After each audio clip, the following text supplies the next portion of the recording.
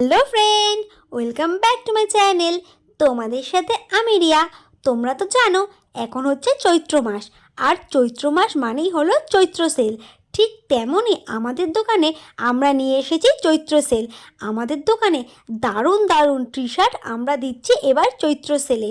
এই টি শার্টগুলো যে তোমরা দেখতে পাচ্ছ, এই যে গেঞ্জিগুলো, এগুলো মাত্র 100 থেকে 150 টাকায় তোমরা পেয়ে যাবে।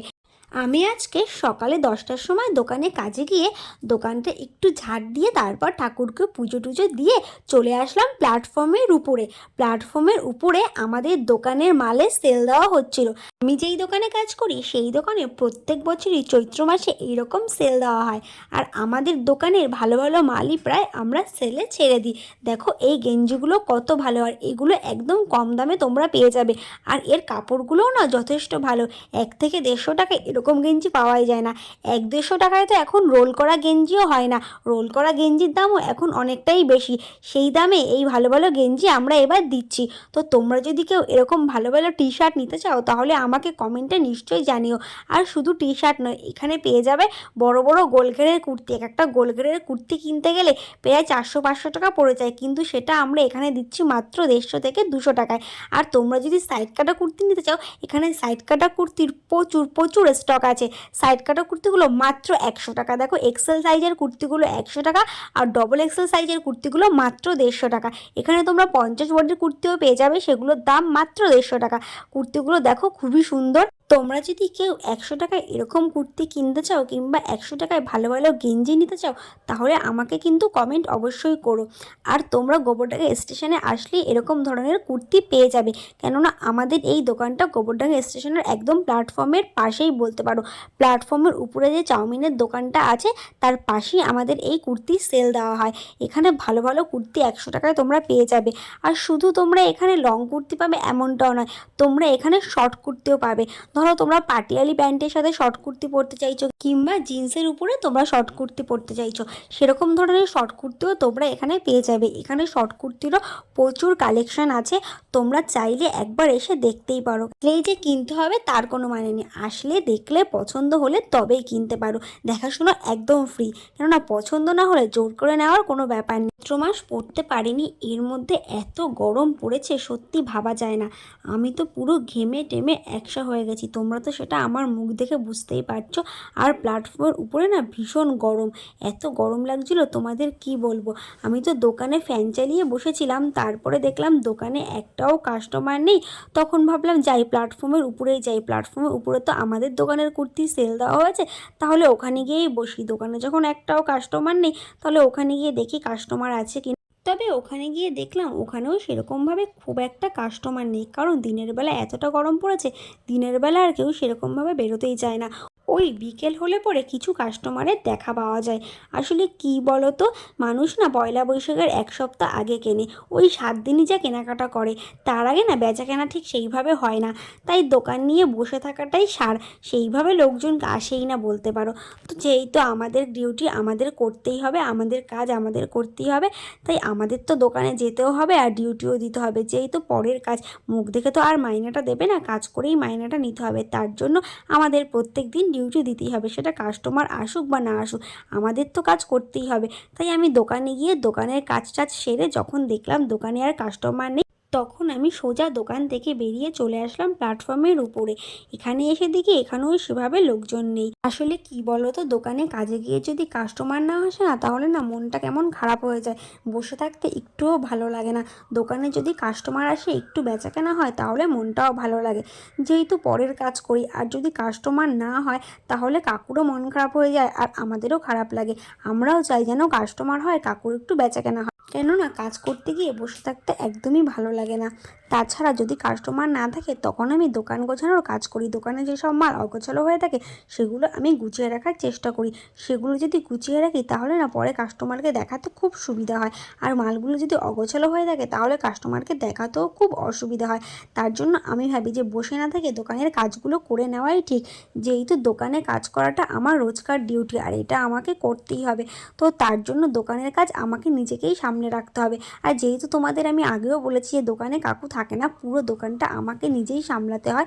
তার জন্য আমি দোকানের সব মালগুলো যথাসাধ্য পারি চেষ্টা করি গুছিয়ে রাখার, যেহেতু কাস্টমার আসলে আমি ঠিকঠাক মতো মালগুলো দেখাতে পারি। আর আমার মতো যারা পরের দোকানে কাজ করো তারা তো জানোই যে কোনো মালিকই কোনো কর্মচারীর মুখ দেখে মাস গেলে মাইনে দেবে না। সেটা শুধু আমি যেই দোকানে কাজ করি সেই দোকানের ক্ষেত্রেই নয়, আমার মতো যারা দোকানে কাজ করে সবার ক্ষেত্রেই একই ব্যাপার।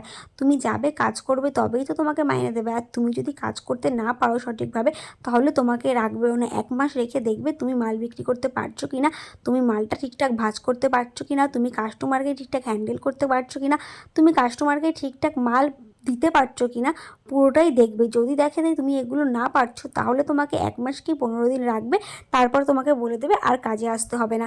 তার জন্য কাজটা সঠিকভাবে করতে হবে, কেননা আমাদের যেহেতু অবস্থা খুব একটা ভালো নয়, আমরা মধ্যবিত্ত ঘরের মানুষ, আমাদের কাজ করেই খেতে হবে।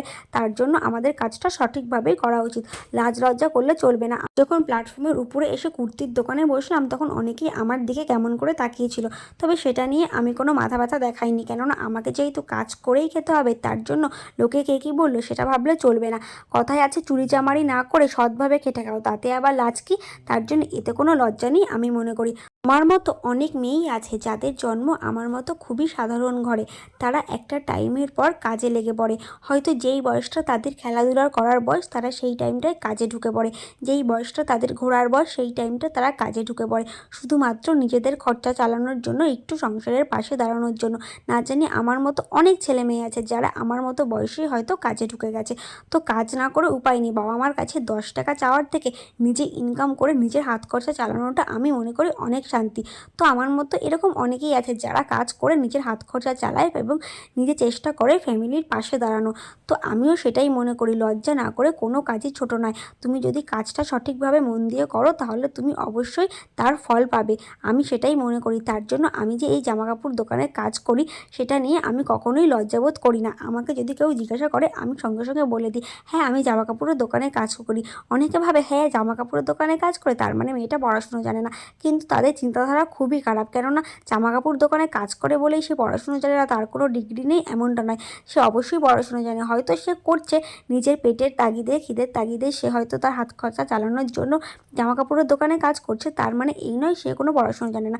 অনেক সময় এমনও হয় আমাদের দোকানে এমন কোনো লোক আসে, এসে আমাকে জিজ্ঞাসা করে তুমি কি পড়াশুনো করেছো, মানে এমন করে বলছে আমি যেন পড়াশুনো করি না, আমি পড়াশুনোর পও জানি না।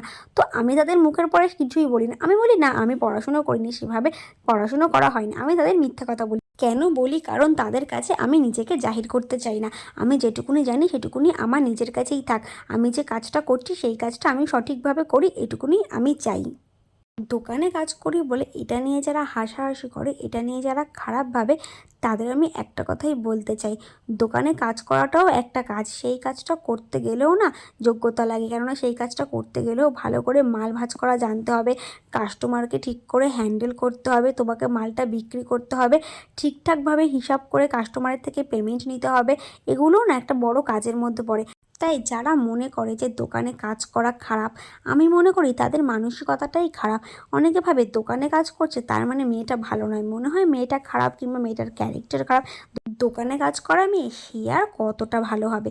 অনেকের চিন্তাধারা সেরকম হয় যে প্ল্যাটফর্মের উপরে দোকান, সেই দোকানে কাজ করছে তারা আবার কতটা ভালো হবে।